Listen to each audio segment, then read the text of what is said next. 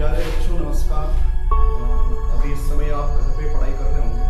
I think सारे विषय धीरे धीरे आप शुरू कर दिया होगा पढ़ना आपने। तो मैं अभी अपनी 10th की क्लास से मेरे स्कूल से मैं आपको जो 10th का जो बाकी का पार्ट रह गया था वो मैं आगे कंटिन्यू करता हूँ, है ना। इसको आप देख लेना फिर घर पे। तो अपन ने प्रेजेंट सिंपल तक कर लिया था। मैं एक बार क्विक रिवाइज कर देता हूँ फटाफट। अपन ने टेंसेस पढ़े थे। पिछले पार्ट था मेरा इंट्रोडक्टरी पार्ट था जिसमें टेंस क्यों पढ़ना चाहिए हमको, ये सब हिस्सा था उसमें। आपने अच्छे से देखा उसको ना, कि हमको कोई भी भाषा हो हम आसानी से उसको सीख सकते हैं, तो टेंस का भी उसमें रोल है। तो वहां तक हो गया था। उसमें मैंने प्रेजेंट सिंपल भी बता दिया था आपको। प्रेजेंट सिंपल में क्या होता है, ऐसे सारे रोज की आदत वाले, रोज जिसमें हम रोज अपनी आदत बताते हैं। जैसे कि मैं मंदिर जाता हूँ, मैं रोज साइकिल चलाता हूँ, मैं एक्सरसाइज करता हूँ, मैं सुबह उठ के ये करता हूँ वो करता हूँ, मैं रोज न्यूज़पेपर पढ़ता हूँ, टीवी देखता हूँ। ये सब हमारी आदतें हैं, हैबिट्स जिसको बोलते हैं अपन। तो वो हैबिट्स जो होती है ना, वो सब इसमें ता ती ते जरूर आता है क्रिया में। क्रिया मतलब चलना फिरना दौड़ना खेलना, ये सब क्रियाएं हैं। तो इनमें क्रियाओं में अगर आखिरी में ता शब्द आता है तो it means it shows that it is your habit. Generally आप देखोगे तो जैसे कि मैं मंदिर जाता हूं, जाना हूं, जाना अलग मेन क्रिया हो गई गो, लेकिन जाता हूं बोलते हैं ना अपन, तो इसका मतलब ये आपकी हैबिट हो गई, है ना। तो जितने हैबिट वाली चीजें आप हिंदी में बोल के देखोगे तो सब में आप गौर करोगे तो सब में ता ता ता आएगा, है ना। जैसे मैं पतंग उड़ाता हूं, मैं जिम जाता हूं, ये सब तो ये आते हैं प्रेजेंट सिंपल में, है ना। प्रेजेंट सिंपल में आते हैं, ठीक है। तो ये अपन ये वाला सेक्शन अपन ने कर लिया था।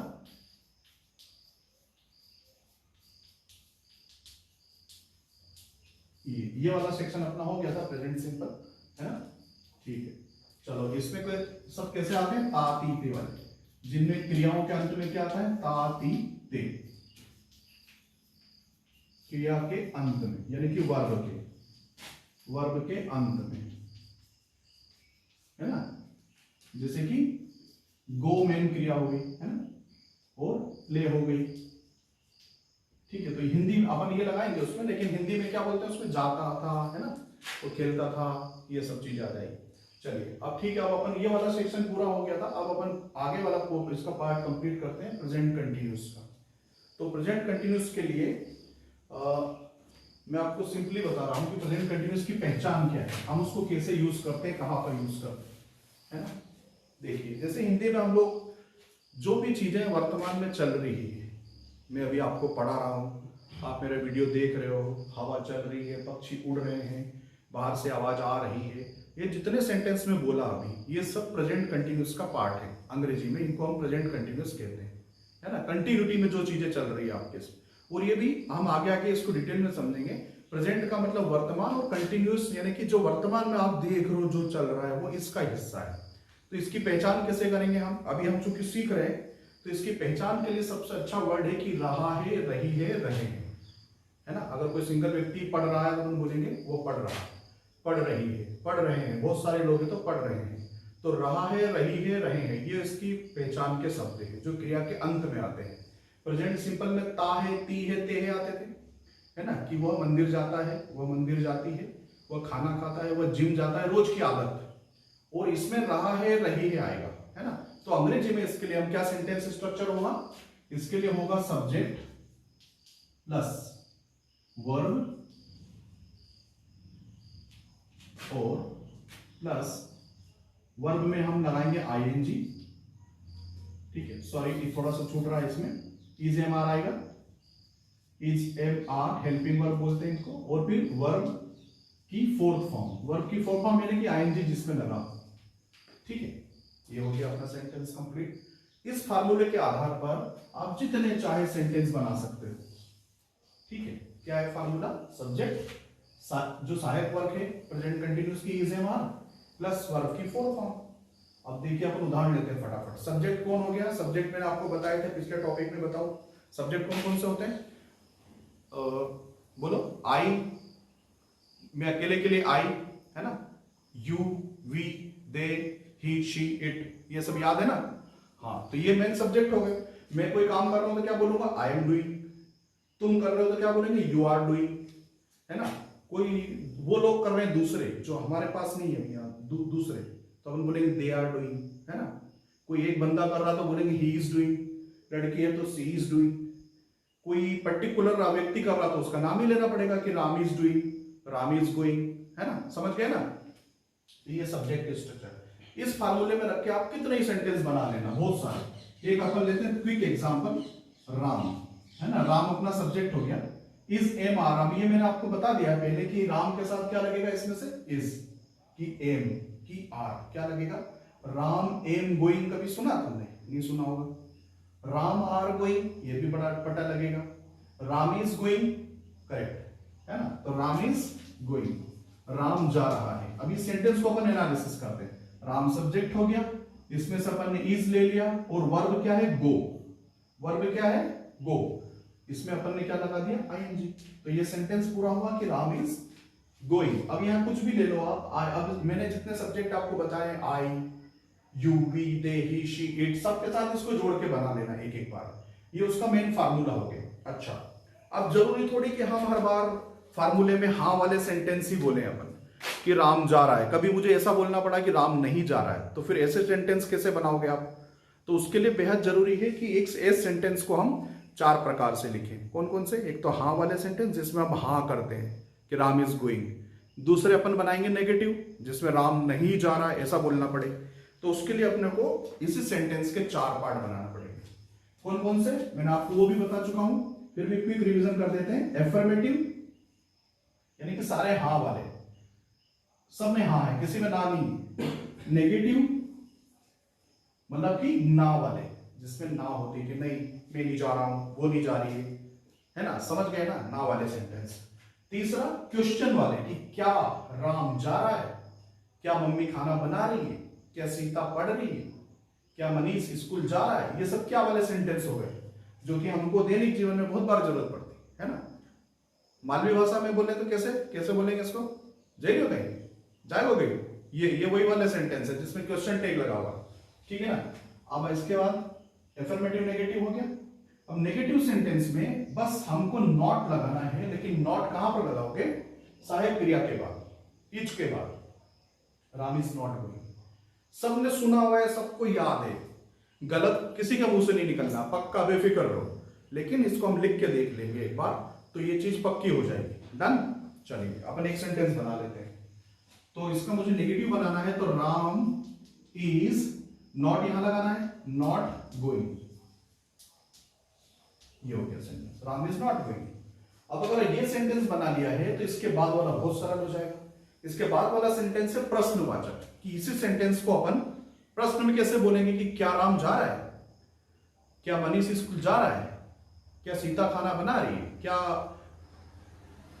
कुछ भी हो तो सेंटेंस, क्या मोहन टीवी देख रहा है, इस क्या वाले सेंटेंस सारे। तो इसमें बहुत इजी है, आप इसे क्या वाले सेंटेंस को हम क्या बोलते हैं, इंटेरोगेटिव। क्या बोलते हैं, इंटेरोगेटिव, शॉर्ट फॉर्म इंटेरोगेटिव, ठीक।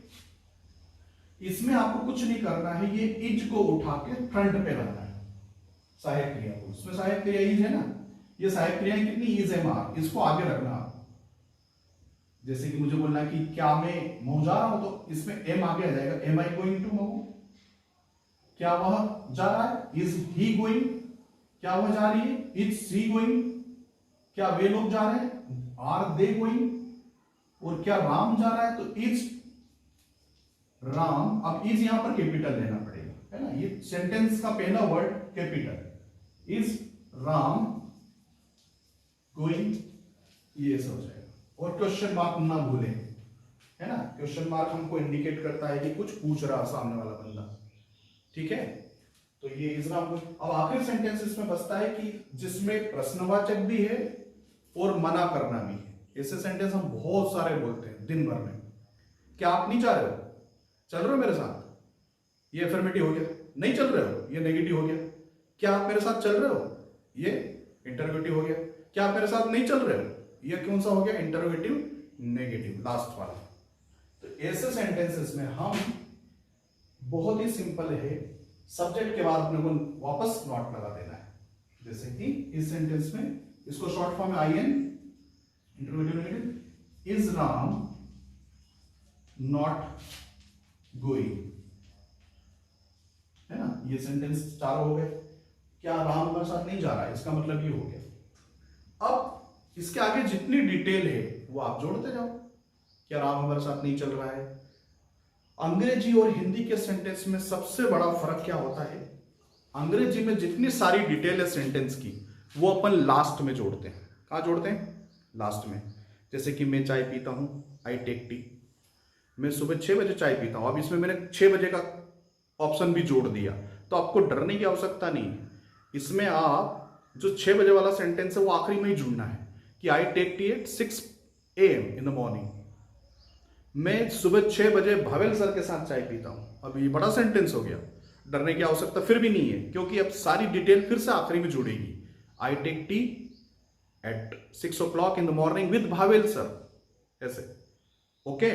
लेकिन हिंदी में क्या है, जितनी सारी डिटेल हम बीच में जोड़ना चाहते हैं वो बीच में जुड़ती है। जैसे subject verb object plus detail, अंग्रेजी में डिटेल आखिरी में जुड़ती है और हिंदी में सब्जेक्ट के बाद ही जुड़ जाती है। जैसे कि राम चाय सुबह 6 बजे पीता है, अब पीता है इसमें आखिरी में आया है, यानी कि वर्ब के बीच में, सब्जेक्ट और वर्ब ऑब्जेक्ट के बीच में सारी डिटेल फंसती जाएगी इसमें। तो हिंदी बोलने के लिए आपको सोचना पड़ेगा कि बीच में क्या डिटेल हो रही है। लेकिन अंग्रेजी में अगर आप बोलना शुरू कर रहे हो, सीख रहे हो, और आपको धीरे धीरे याद आता जा रहा है कि इसमें क्या जोड़ू क्या जोड़ू, तो आप इसमें आखिरी में जोड़ते जा सकते हो।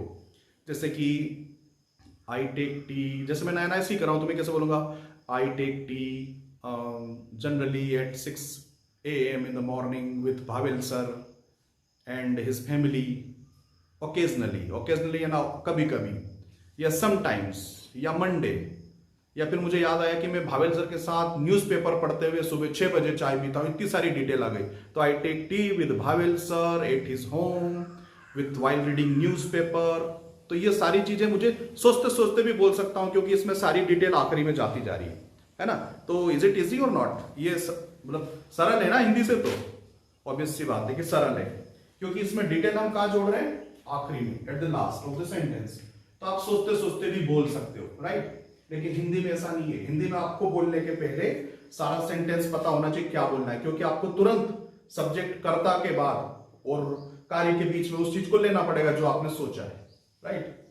तो ये था अपना प्रेजेंट कंटिन्यूस का टेंस। एक बार क्विक रिवीजन करता हूं फटाफट। ऐसे सारे वाक्य जिनमें कोई काम चलता हुआ देख रहे हो आप, आसपास पत्ते उड़ रहे हैं, पतंगे उड़ रही है, गाड़ियां जा रही है ना, मैं पढ़ा रहा हूं, आप लोग सुन रहे हो, राधा टीवी देख रही है, मम्मी खाना बना रही है, जितने सेंटेंसेस में रहा है, रही है, रहे आते हैं, इस प्रकार के सेंटेंस प्रेजेंट कंटिन्यूस में आते हैं, है ना।